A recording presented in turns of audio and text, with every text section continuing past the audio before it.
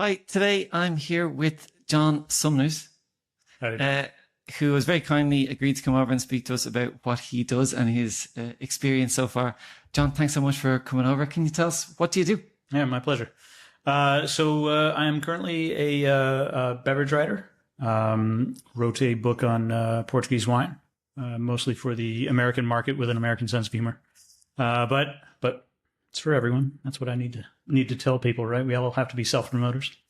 How did you get into that?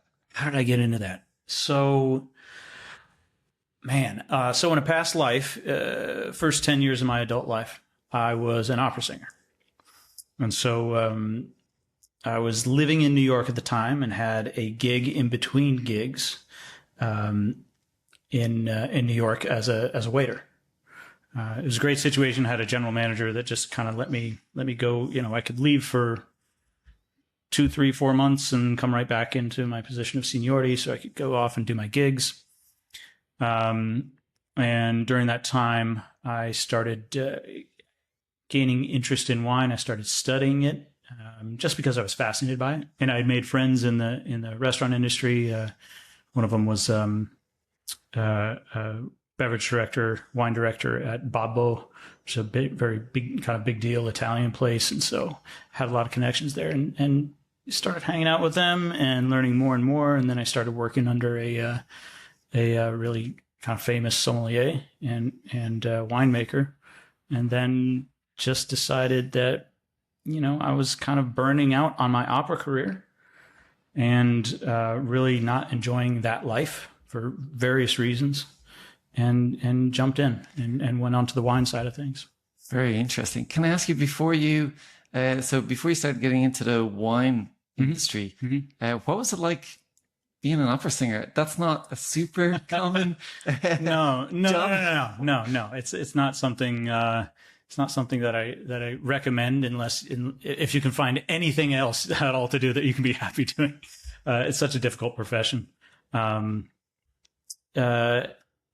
So I'm sorry. What you were asking about that in particular? Yeah. So like, how do you get into it? What's the job of an opera singer like? Are you, because, you know, I can understand what like a guitarist would do in a cafe or in a restaurant. Sure. I actually did that for a couple of weeks myself. I played some classical guitar in restaurants and cafes. But opera singer is a totally different, it's a different field. creature. So like, what was that like, working as an opera singer? What does that involve? That involves a hell of a lot of study. You know, if you think of a musician in an orchestra. So you've already got, you have your responsibilities within the orchestra. Now take all that musical responsibility, and now you have also acting responsibility and movement responsibility, and language responsibility. So it's a tremendously complex art form, and it's incredibly hard to do. But the irony, what you're saying, playing in a cafe, the irony is that terrifies me. Standing in front of 2,000 people and hollering for 3 hours at a time, I can do that in my sleep. I don't care. I'm totally comfortable with that. What is it? You're putting on a different persona, or you're taking another character, and it's... Yeah, I think, well, because if you're portraying the character, then the character is the one being vulnerable. Right. So you can, and I would chew the scenery as an actor. Like I would dig in completely to these characters. And even though I'm not that kind of like demonstrative person emotionally, I could do that with those characters in front of thousands of people because it wasn't me. But I guess when you're singing to a small group and you're not playing a character, you're exposing yourself as opposed to exposing the character. Right. Different type of vulnerability. Exactly. It's interesting. It's very different. When I think of an opera singer, I think of Placido Domingo or Pavarotti. And I just think of one person on stage. Yeah. I mean, or Andrea Bocelli, right? Sure. That's, those are concert presentations, and I did plenty of those too. They're a lot less expensive to produce, because you don't have to have sets and costumes and scenic design and dressers and all that stuff. You just like park your orchestra on stage, put your tux on and go out there and holler for a couple hours. But the working opera singer is like operas as in musical operas and acting. Yeah. It's grand theater. Right. It's big grand theater. And I think because the concert version has become so popular, and opera style singing in concert has become so popular, I think a lot of people have that misconception that that's what opera is. Mm.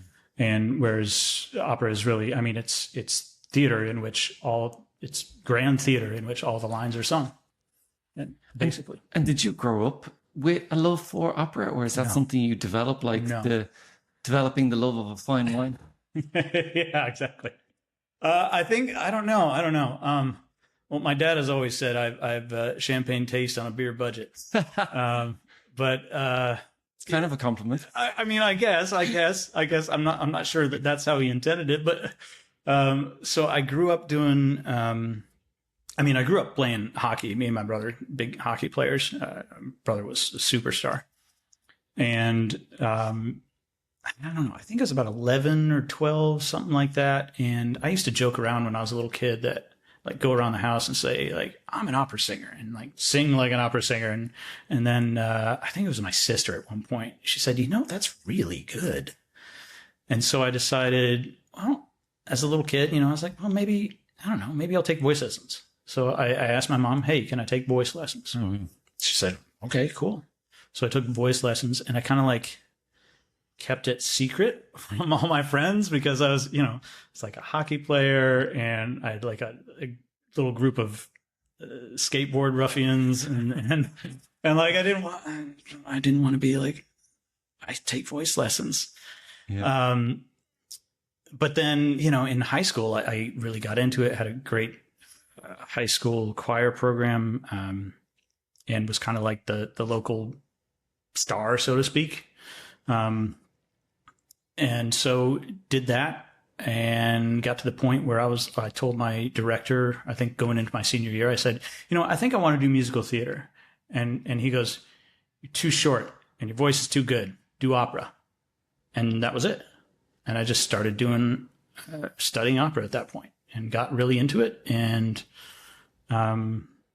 got 3 degrees in it, and worked professionally for about 10 years. So it's like you felt you had talent, or you felt you had the natural ability to start. Mm-hmm. Then you got kind of nudges along the way from your sister, from maybe some special attention in school because you were obviously outstanding. And then, okay, now that we see your ability, this is going to suit you more than that, as opposed to you wake up one day and you think, opera, that's my thing. Right. And I think you made a great point there, that we all want affirmation, and that I was getting such tremendous affirmation from, when I was doing that type of singing, people were like, you're amazing. And I was like, okay, I'll do that more. It's like candy. It's like this. Yeah. That's delicious. I'll have more, please.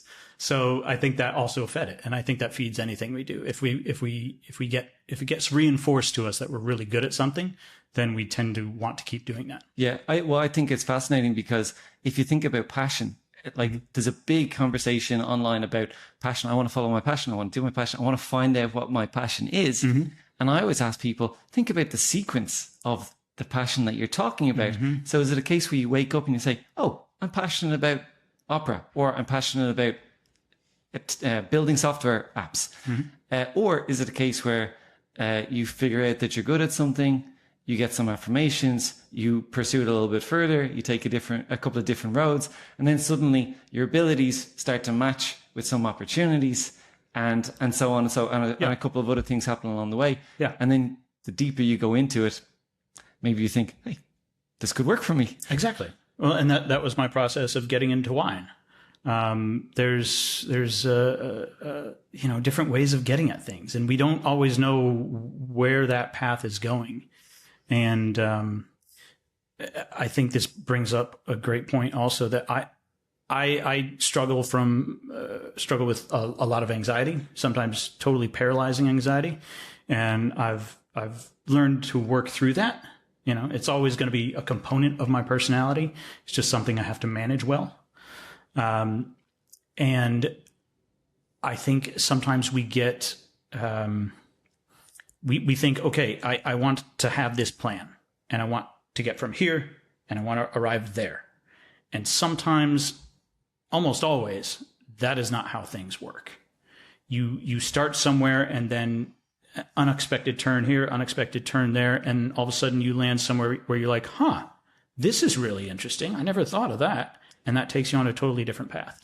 Do you think that's what happened with you in terms of you had to get into opera to get into wine? Yeah, you know what? Yeah, I actually think so. I think so. If I don't think I would have naturally gone specifically to it. I mean, I'm always drawn to interesting, complex subjects on aesthetics, and, you know, wine is very much of that. But I don't know that I would have perfectly arrived right there.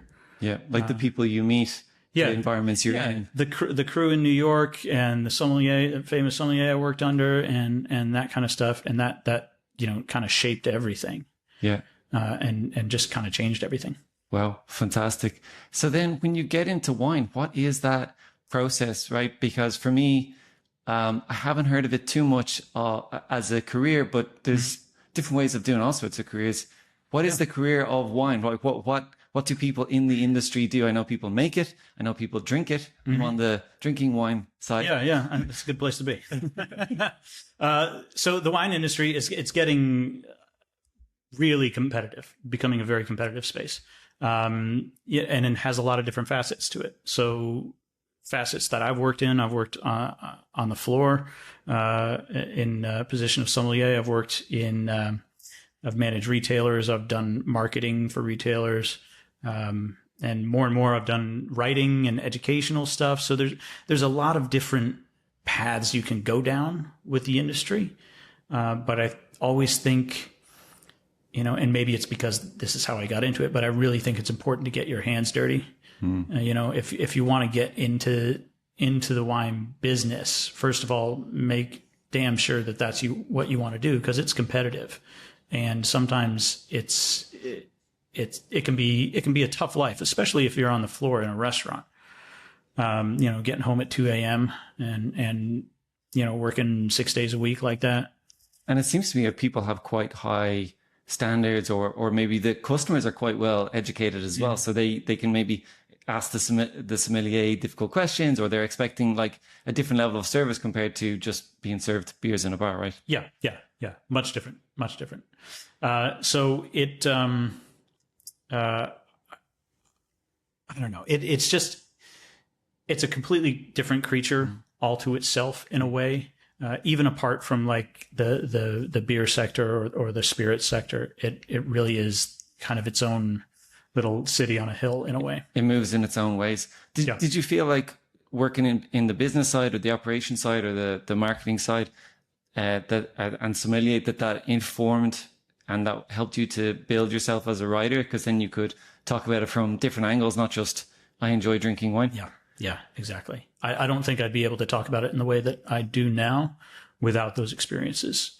I think there seems to be this idea that, you know, you go and you get your certifications. There are several certifications, wine certifications you can get out there. You get your certification, and then all of a sudden you're a wine writer or wine influencer or something. And while there are exceedingly rare cases where people have done that, and I know a few, but they're wildly talented, like outlandishly, they're very unique talents. If you want to get there, you really have to get the ground experience. You're not going to be able to really just make this leap from like, oh, I got my certifications and now I'm a wine writer or a wine educator. That's going to be a tough journey. That's going to be a tough bridging of that gap. Right. So there's not too many shortcuts, similar to in winemaking, not too many shortcuts, usually aged is better. Is that Exactly. fair to say? Right? Yeah. Depending on the scenario, yeah, sure. But a bit of depth. Yeah, but the idea of like, getting your hands dirty, working on the floor in a restaurant, being, just like slinging cases in a retailer, being a cellar rat at a winery, being a harvest intern in a vineyard, all of those things can give you tremendous insight. And I've never done a harvest internship, and that's something that eventually I want to do because I've worked in restaurants, I've worked in retail, I've worked in marketing, education, writing, but I've never gotten the purple hands and that kind of thing. So that's something that down the road I may want to get that experience in the industry as well, because the industry has so many different facets to it. That's on the cards for another day or for some day in the future. Can I ask, so what's your work like, let's say on a day-to-day basis? You do some writing. Do you do tours? Are you a sommelier occasionally as well? Or what's your day-to-day work lifestyle? Well, right now, and it really depends on what I have on my plate. So I've cobbled together several different concepts and revenue streams. I have the book that I promote. I write articles for some international publications. And I'm in the process of building out kind of an fun educational experience for people visiting Lisbon in particular, involving wine and just enjoying it and learning about it, and something that could bridge the gap between just a normal tasting room experience and an intensive course. Something that's fun, but also educational. So I'm in the process with that, still in the process. But my typical day, if I have writing assignments that I'm working on, first thing I do, I tackle the hardest thing first.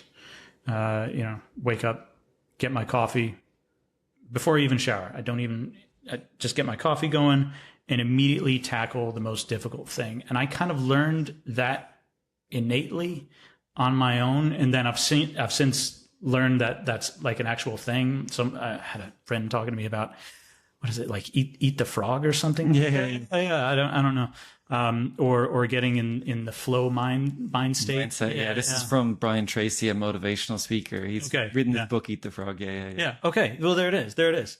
But I found that if I was always the most productive if I took the biggest, nastiest chunk of work that I had on my plate and just started immediately, like got up, made my coffee, started. And then, by the time I've been working several hours and it's, noon, 1 o'clock, and I'm like, okay, now I'm going to like shower, I'm going to eat something. And then I'm going to, in the afternoon, just get, small little things, respond to emails, things like that. And that's what I do typically. Right. Okay. So it ranges from between writing the book, writing the book which you finished, or writing articles, maybe preparing for the a tour or the educational experience that you're building. Sure. Okay, so a nice bit of variety to your day-to-day work. Yeah. It keeps me on my toes, and it keeps things from being monotonous for sure. I'm actually kind of craving monotony right now. Okay, because there is so much chaos, and I'm still building, and I'm still trying to get to that point where everything is really humming along and fully sustainable.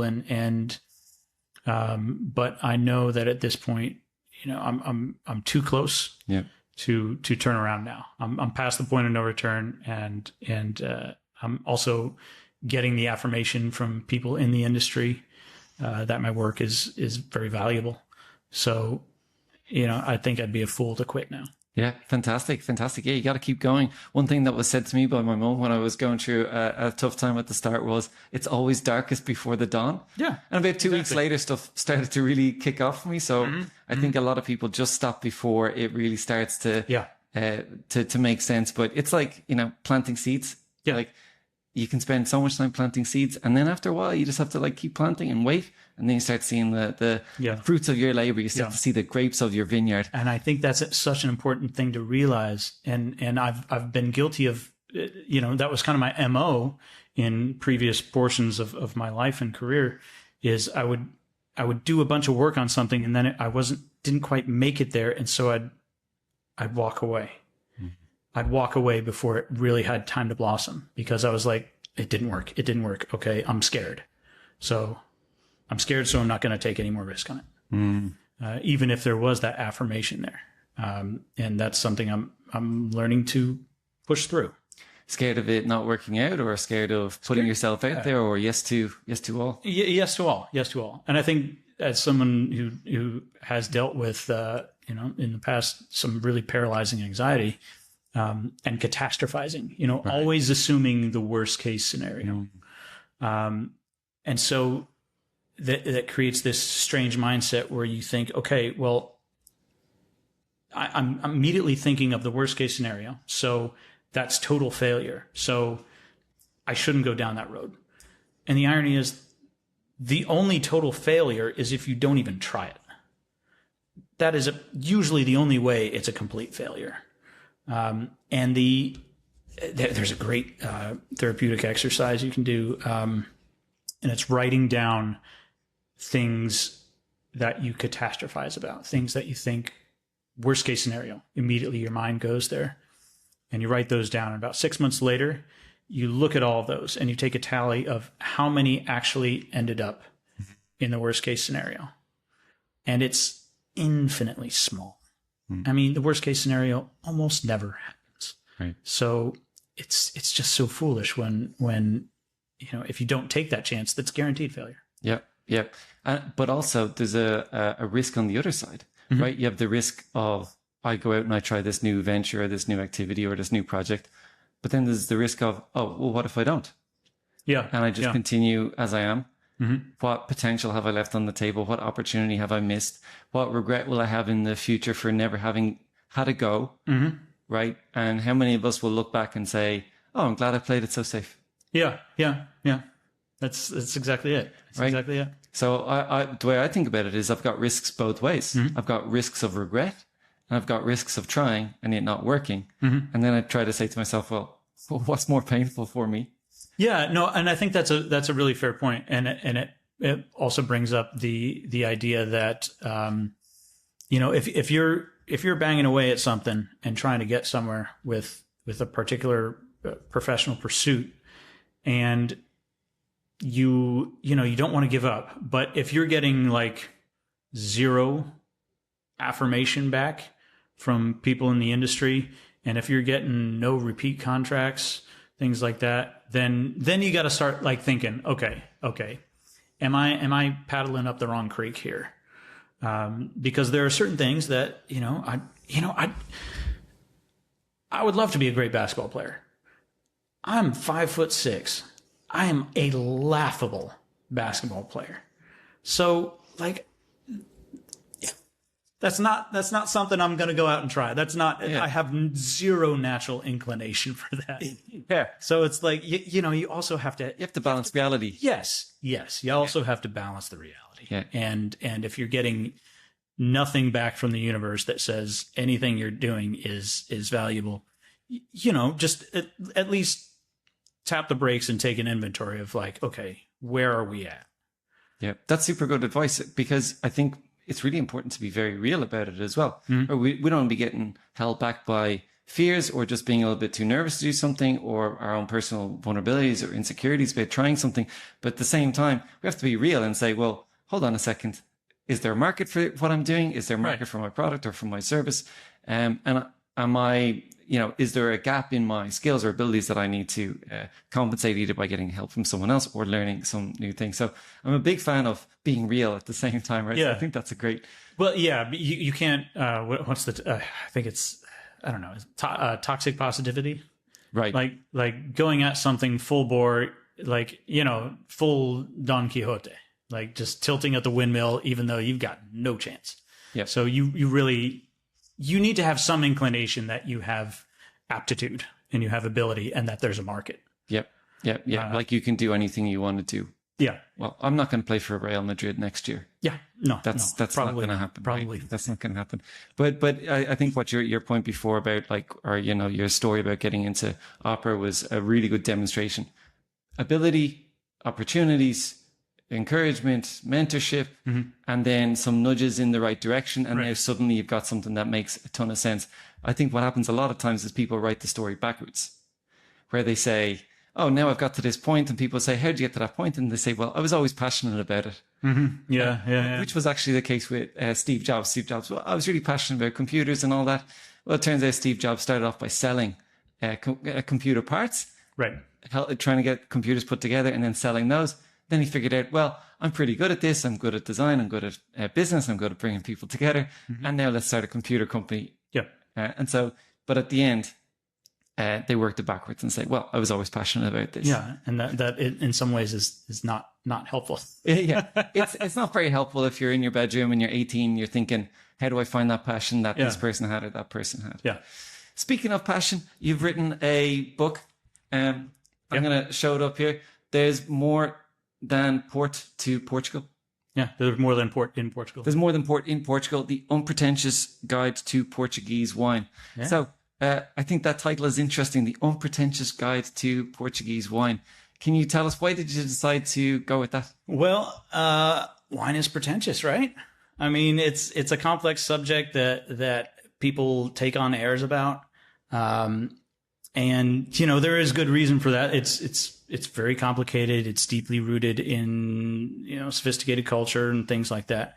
But it doesn't have to have this, kind of gatekeeping mentality and this complex kind of, lexicon to it. Yep. We can make it relatable. And that's what I wanted to do. And, one thing Portugal really struggles with is relatability.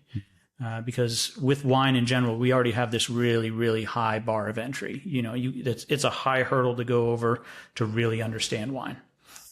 And with Portuguese wine, you're dealing with indigenous varieties and regions that almost no one is familiar with.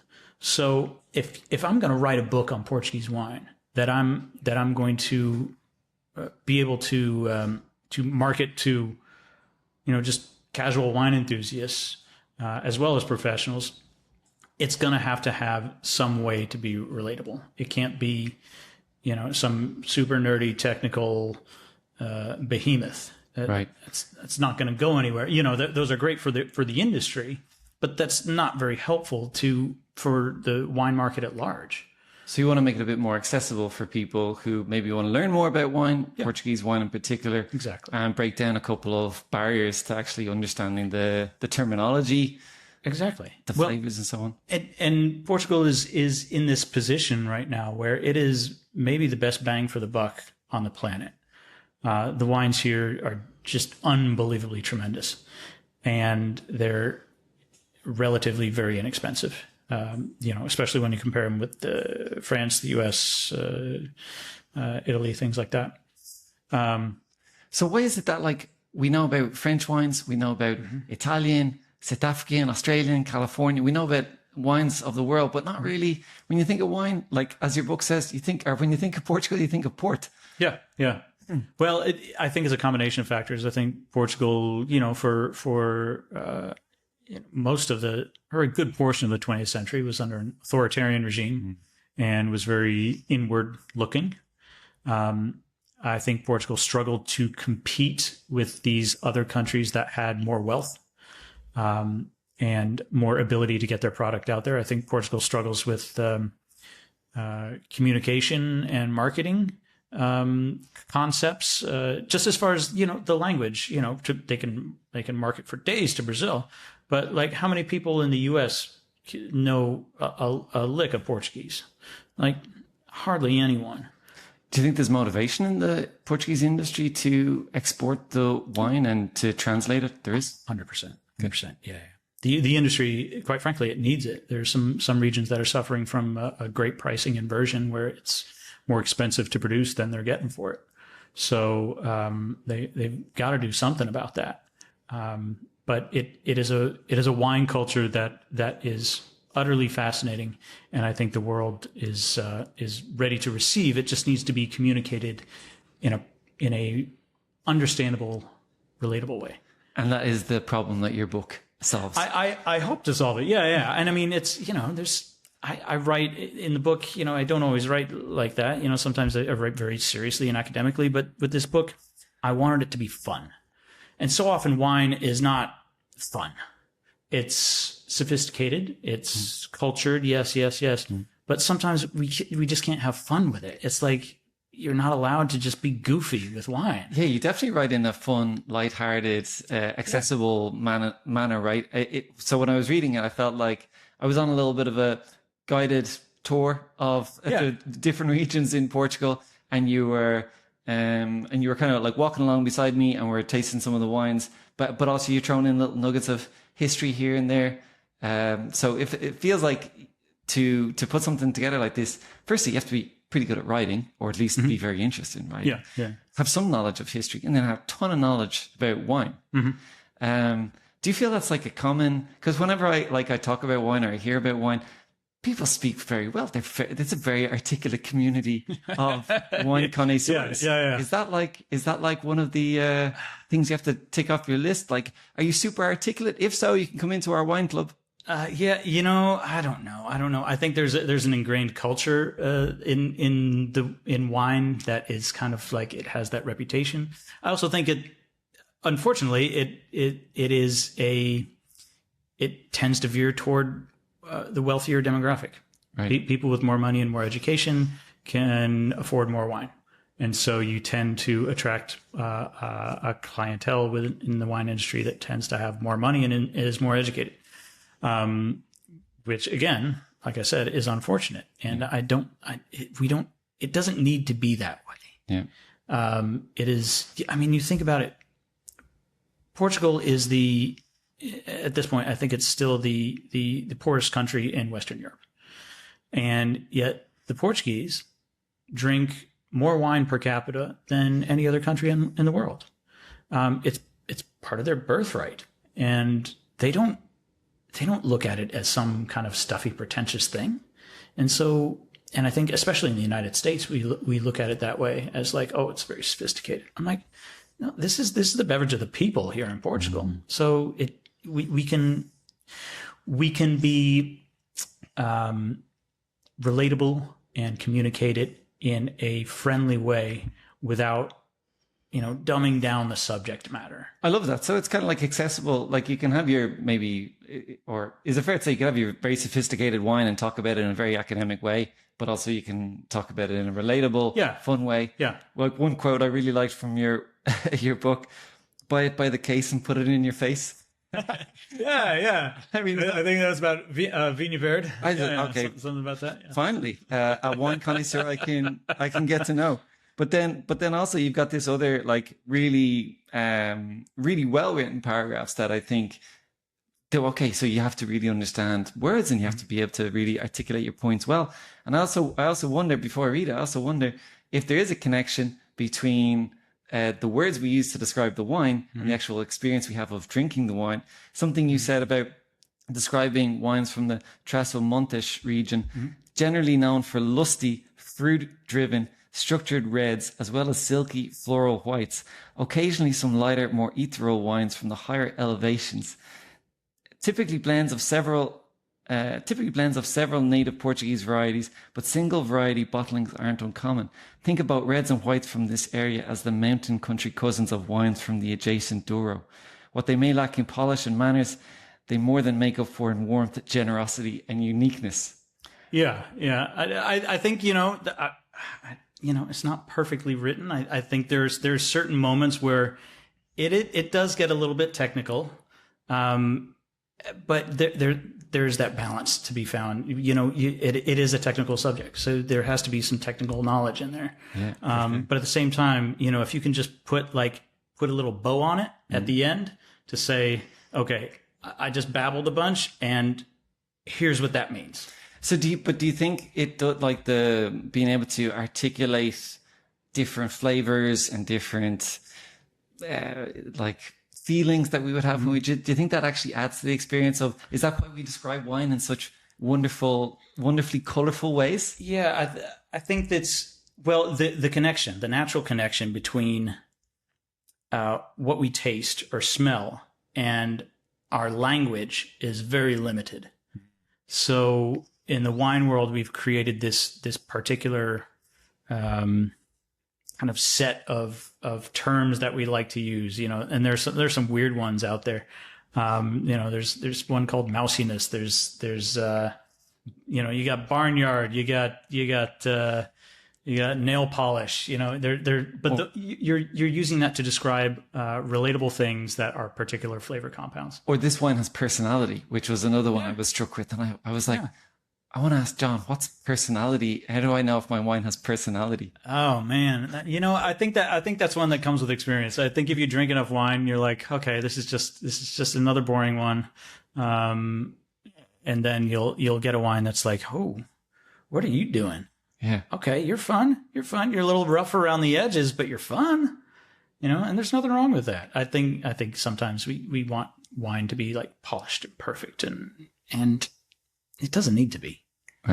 Right. So it's it's really interesting to hear you describe it in those ways. I read online that the type of music we listen to when we drink wine can change the way we experience it. Like if the music is, and I think that's interesting because it crosses over both of your spheres of knowledge, right, from opera to wine. So if the music is like light and kind of dancey, that the wine might be more crisp. Yeah. Whereas if the music is, I actually love that. There's a winemaker in California. His name is Paul Lotto, and he and I are friends from back in my California days.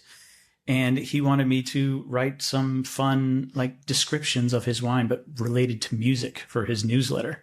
And I was like, well, that sounds like a fun idea, And sometimes I think of wine in that way, as like I think. Not specifically music, but like some wines I describe as like a ballerina, like very delicate, light on its feet, elegant. And some wines, I think of like as a thundering baritone.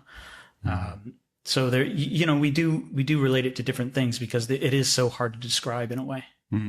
Yeah, very interesting. So obviously that process of describing the wine and doing it through all the regions of Portugal. I felt like I was going on a little travel around Portugal and tasting all the little different varieties, which was really a really nice experience.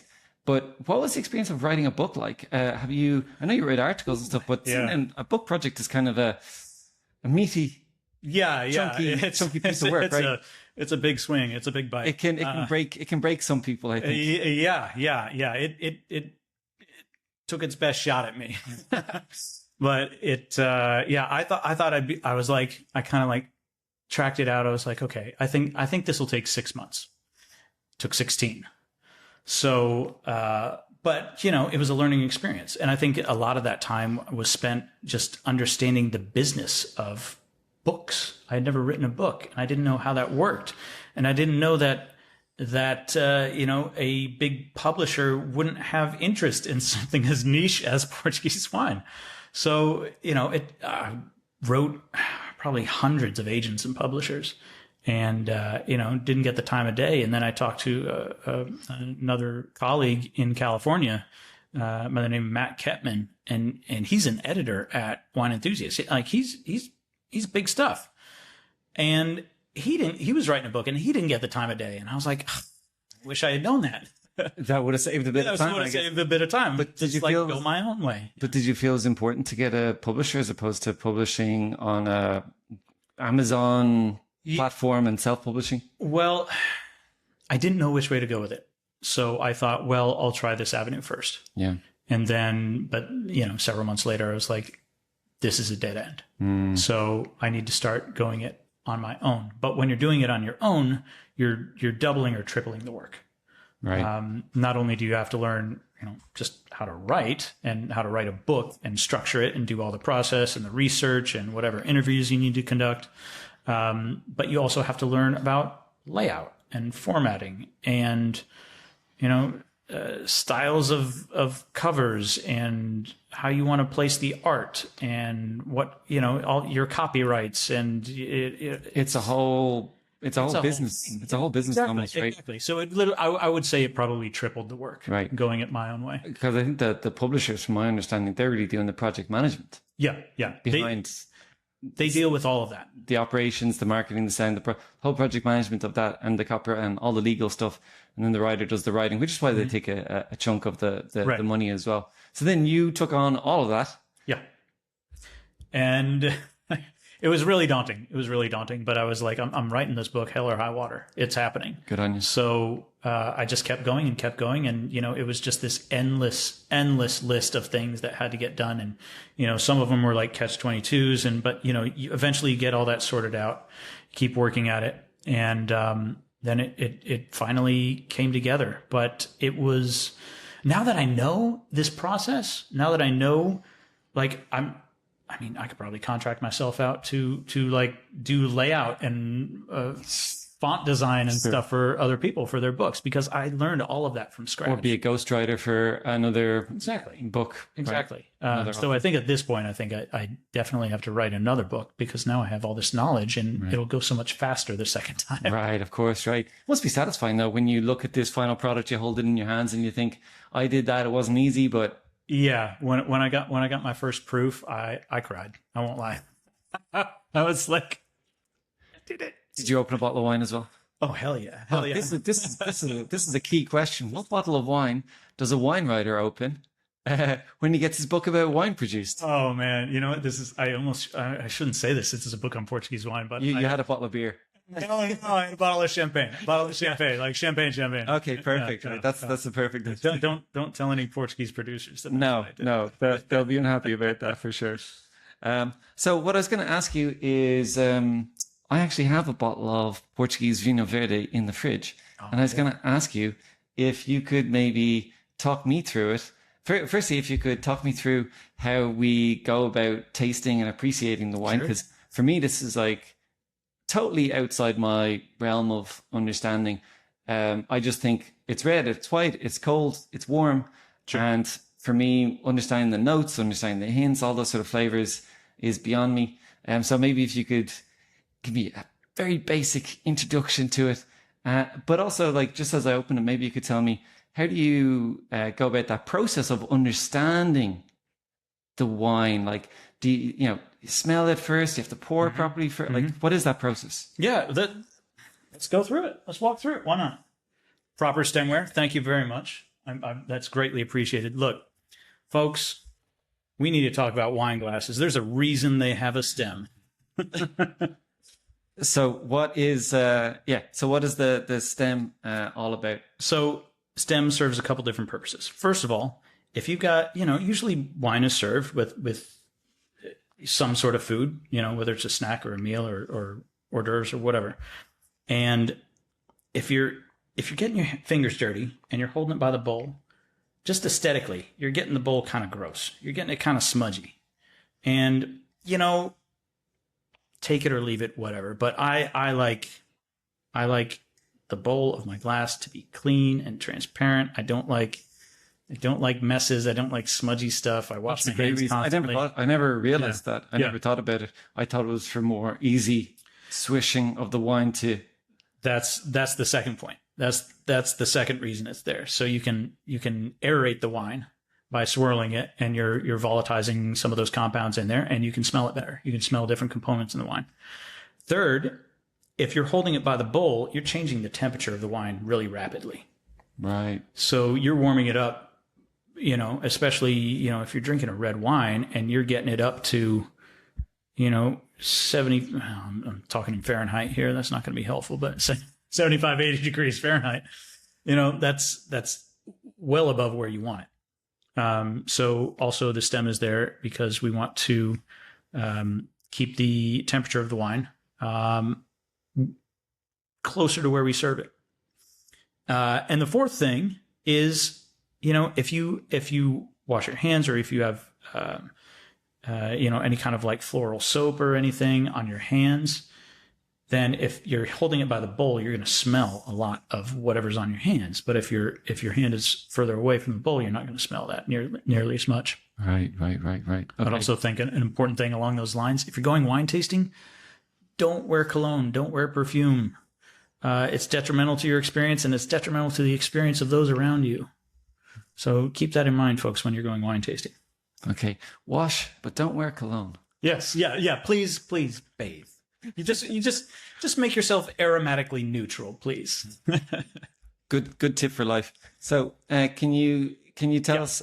So, I usually buy wines based on the label. That shows you the level of wine sophistication I have. It's a big part of the business. I like wines that have an animal on, ideally. Okay, you like critters. Yeah, critter wines. So if you were talking us through this, is it a case where you would just pour it and you'd start appreciating the taste, or do you look at the... May I? Yeah, please do. Or do you look at the ingredients, or... Well, usually if I'm... Or you read about the vintage? Opening a bottle of wine, I will simply pour it first.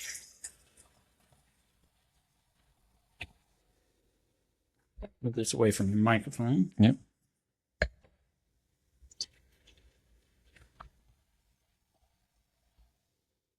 All right. So we've got it poured. Now, generally, I'm probably going to look at the back, see, okay, what do we got going on here? Just in case it gives me any information. Usually you get some garbage about like our family tradition goes back blah, blah, blah, blah, blah, or this wine is blah, blah, blah, blah, blah. That's not really helpful. You get the marketing. Yeah, you get the marketing pitch. You get whatever the marketer wanted to say on the back. What I'm looking for on the back, I'm looking for varieties. I'm looking for alcohol level. I'm looking for regional designation. Here we have Vinho Verde, which is from the far north of Portugal, on the border with Spain, kind of the Galician region. And we have an alcohol of 11.5%, so relatively low. What does that tell you? This tells me, it can tell you a couple different things. In and of itself, it doesn't mean any one thing in particular. It means either the sugars in the wine were low when it was harvested, or there's some residual sugar left in the wine if it's low. If it's high, it's usually fermented totally dry, and it's going to be punchier. It's got more alcohol. So all that, I mean, we can get really technical here, but you're talking about, so alcoholic fermentation. The basics of it is you've got fruit sugars in the grapes, and you introduce that to yeast, and the yeast converts that to ethanol, alcohol, and carbon dioxide. That's basically it. So if you have a lower sugar level, then your potential alcohol is going to be lower. If you ferment it totally dry, if you ferment all the sugars into alcohol. If it's a sweeter grape, if it's higher in sugars, your potential alcohol is higher. Now, if you stop the fermentation early, or if the fermentation stops early on its own, you have what's called residual sugar. And so that means all the sugars were not converted into alcohol. So you have a combination of alcohol and sugars left. And so that can determine some attributes of the wine. But if we're looking at lower alcohol, you're either looking at grapes that were harvested from quite a cool region, or that were harvested a little bit early, or you're talking about grapes that were, or fermentation that was halted prematurely, or halted early. I shouldn't say prematurely. Right. Okay. So it affects the sugars. It affects the level of alcohol. Right. That's obviously going to affect the taste. Yeah. But it's not going to tell us. It's not going to give us any different tastes, or it's not going to make it stronger or weaker in terms of the taste. Yeah. I mean, it can because there are a couple different things that create a sensation of body in the wine, and alcohol and sugar are both things that can contribute body to a wine. So it doesn't really tell you about the body of the wine necessarily. Now, if I put a couple of pieces of information together, that this is Vinho Verde, which is a cool region, very cool coastal region, and this is 11.5% alcohol, immediately I'm going to be like, this is going to be bright and crisp. Mm. And because these grapes were grown in that region, they probably reached the full potential alcohol. This is probably fermented totally dry, and you only got to 11.5. Right. So it's probably going to be a bright, crisp wine. Okay, fantastic. Well, I think that's a good moment to try this wine. Yeah, let's do this. So, All right. What do we do? All right. So hold your glass like that. Yep. Give it a little swirl. Right. Right. Yeah, you'll get there. Okay, I'm getting swirling then. Sometimes it takes a little time to get used to it. Okay. So you're giving it a little swirl. Whoops. Now we're going to smell it. What do you smell? Just give me a gut reaction. Like, give me real talk. What do you smell? I smell wine. Okay, that's good. That's good. That's probably good because you have wine in your glass. I think the first time I put it in, I got a stronger smell, and then the second time was maybe I should swirl it again. And you can also smell it unswirled, and you'll get a slightly different impression of it. I think I need to improve my swirling skills. I find it really hard to identify.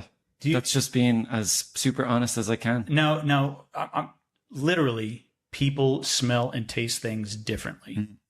So what I perceive is going to be a little bit different from what you may perceive or what others perceive. So everyone's palate is literally a little bit different.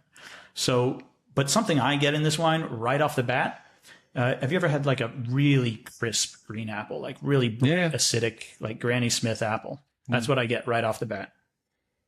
If you smell it. But there's obviously like years of you refining those taste sensations or those smell sensations to be able to identify that really, really quickly. You're connecting those synapses between the taste and the language, and that takes a long time to develop. That's not something that just happens overnight. So that's another thing. Like if you want to get knowledgeable about wine and tasting wine, it takes practice. It takes an investment.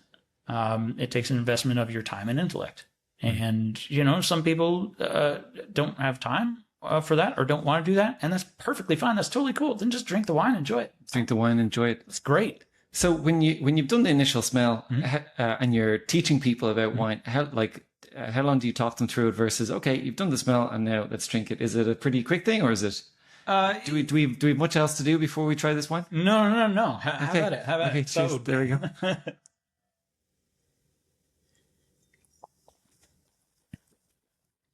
So you're doing the swooshing thing as well. I forgot that part. Okay, so that's another key part of the wine tasting experience. Mouthwash it up, man. Okay. I'm serious. Like give it a good swish around, and then you can do this, and this one gets a little pretentious, but like you're aerating the wine in your mouth by kind of sucking some air in, right? And so you're creating more surface area. As a ratio of surface area to volume gets higher, so you have more surface area. You get more volatilization of the flavor compounds, and you can taste it a little more intricately. I suppose you're getting all the taste buds in your mouth, right, as opposed to just the ones at the front that I got. Exactly. Can you tell me, when I noticed, like, for each wine that you wrote about in your book, you were also pairing it or giving suggested pairings with different types of foods, different types of meats, for example. How does pairing work? That always eluded me. That is there are different schools to go at it. But before we do that, take another sip, because the wine will taste different on the second sip. Okay.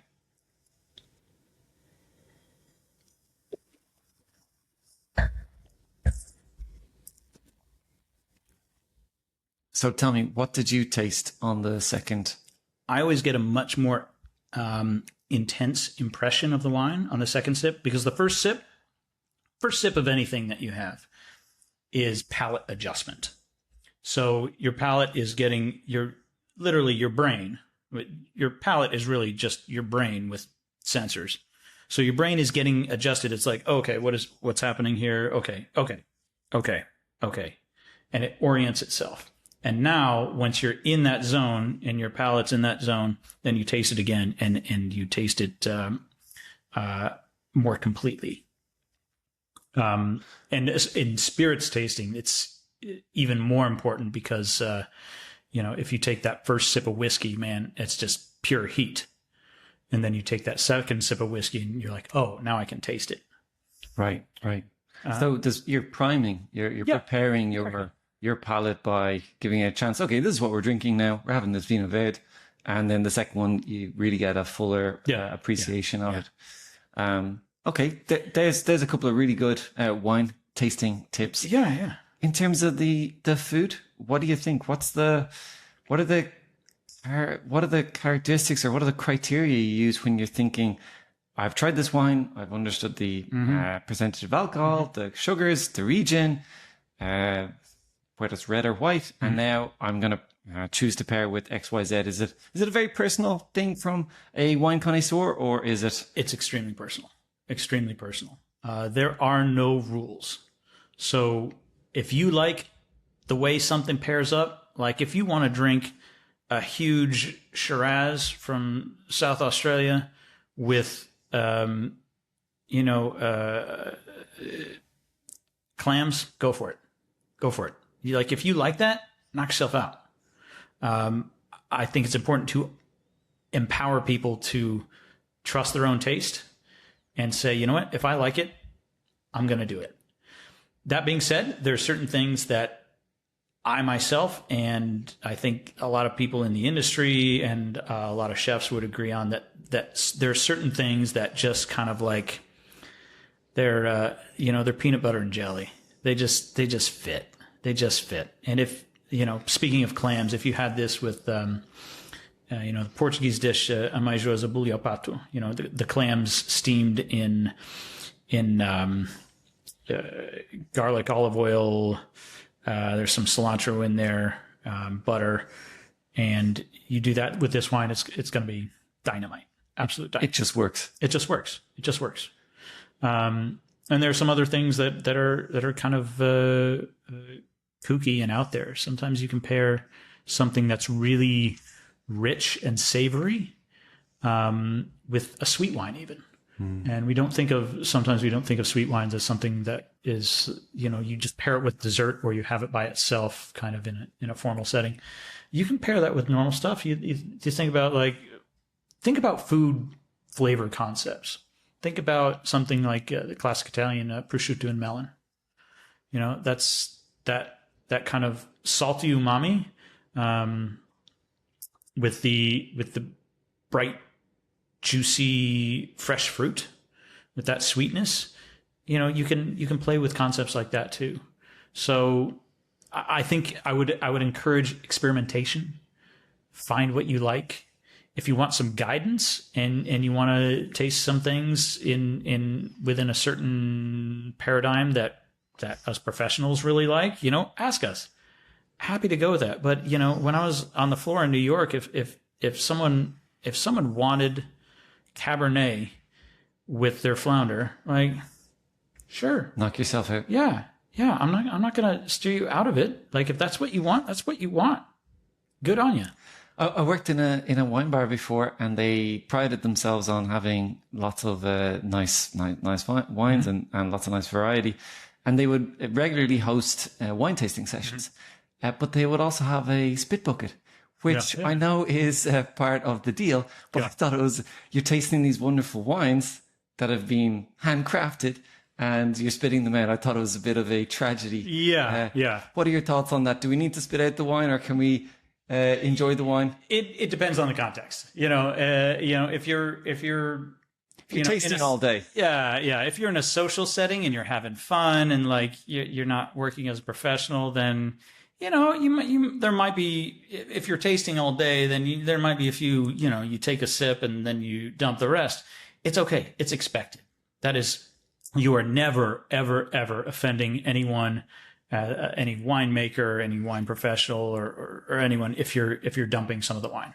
I think it's important to let people know that is okay, because getting absolutely out of control hammered is not the healthiest thing for you, and especially for professionals.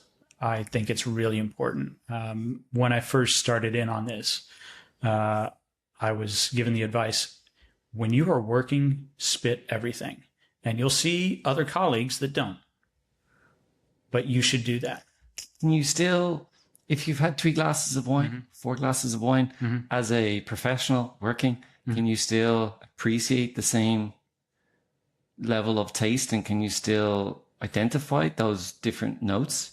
You mean if you're intoxicated, or if you've just been spitting? If you're getting more intoxicated, no, you absolutely can't. You're losing your sense. Yeah, your senses absolutely. Yeah, all of your senses are dulled. So you're losing your detail. It's like a picture that's going out of focus. This brings up a great point. If you're at a gathering where you have a bunch of wines to taste, just a social gathering like a dinner party, open the fancy stuff first. And save the basic stuff for the end. So many people do it the opposite way. They save the best bottle for last. And at that point, you don't get to really taste it. So do the best stuff first and go backwards. That's the way to do it.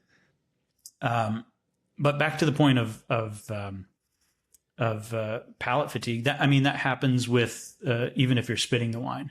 After a while, you can get really your palate. It's just even you're not one bit intoxicated, but your palate is just tired. Right. Right. It gets overwhelmed after a while. Don't drink wine when you're tasting wine. Yeah. Exactly. Well, and also just professionally, if you're, just from a health perspective, if during the day when I'm working, like I'm never ever drinking. If I'm at a wine industry event or whatever, anything that involves tasting wine, I'm spitting every drop of that. And also, there's a certain thing that I found that people recognize when you're doing that, and it's almost like an unwritten, unverbal sign that you take your job seriously, because there are a lot of people in the wine industry that may not be in the industry for the right reasons.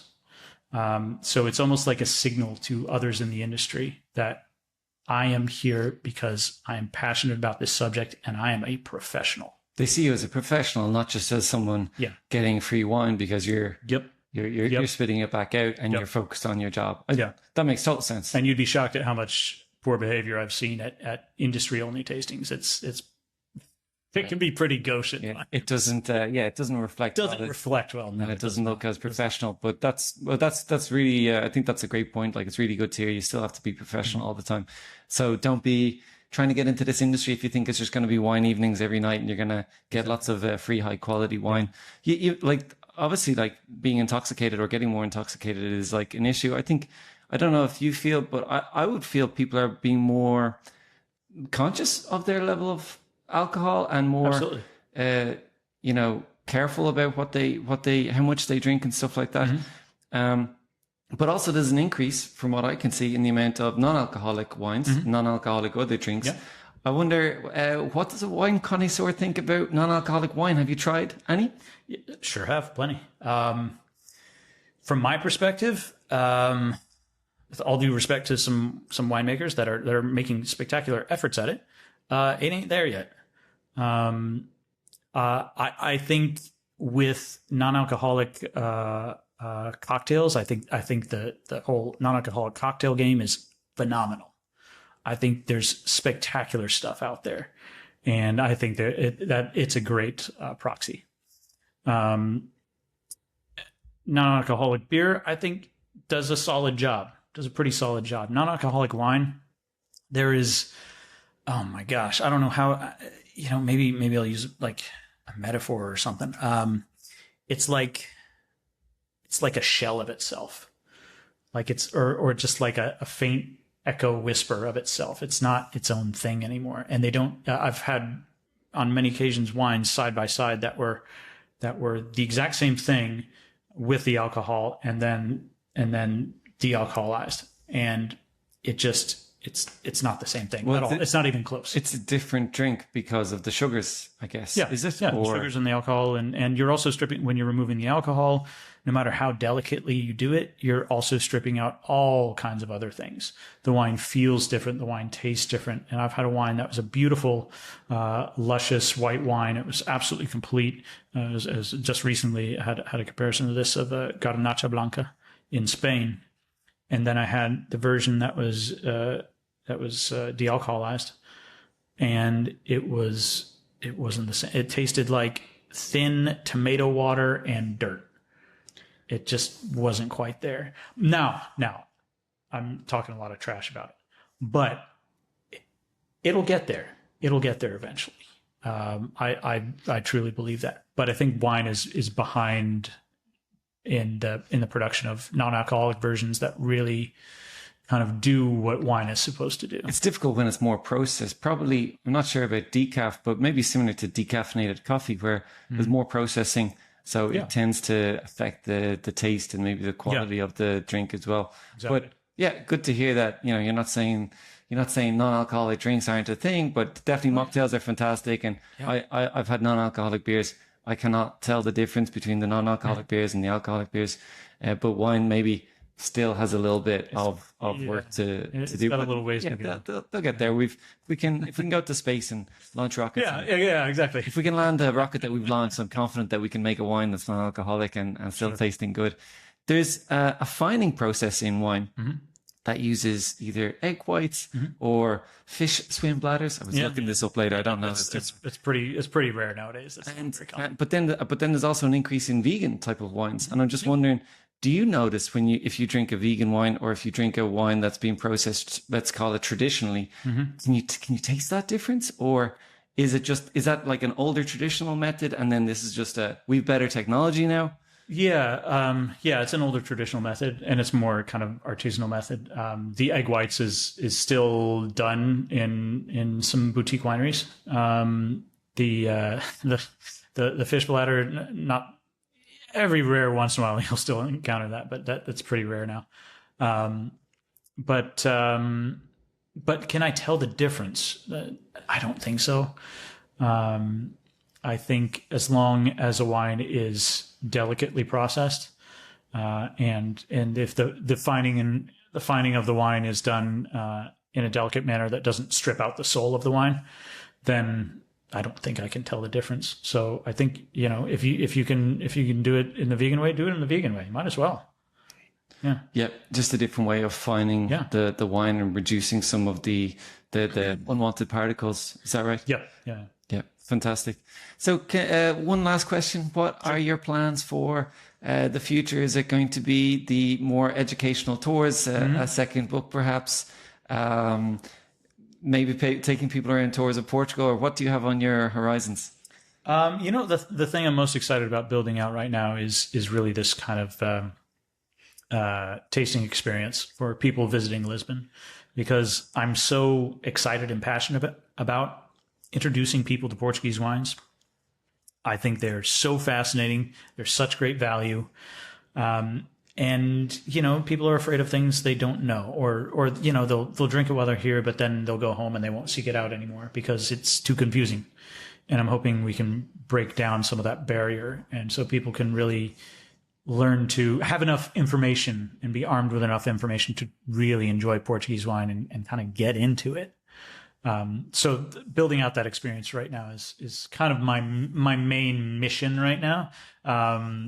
As far as putting something together, that sounds still super got my fun. writing and stuff like that. That sounds super fun. So not something for people to be worried about, or, because you're very approachable. You're happy to talk them through, like you were talking me through, like have a conversation. Have a conversation, talk to them about the different types of wines, the different tastes, and they can ask questions and get to know really what the wines are all about.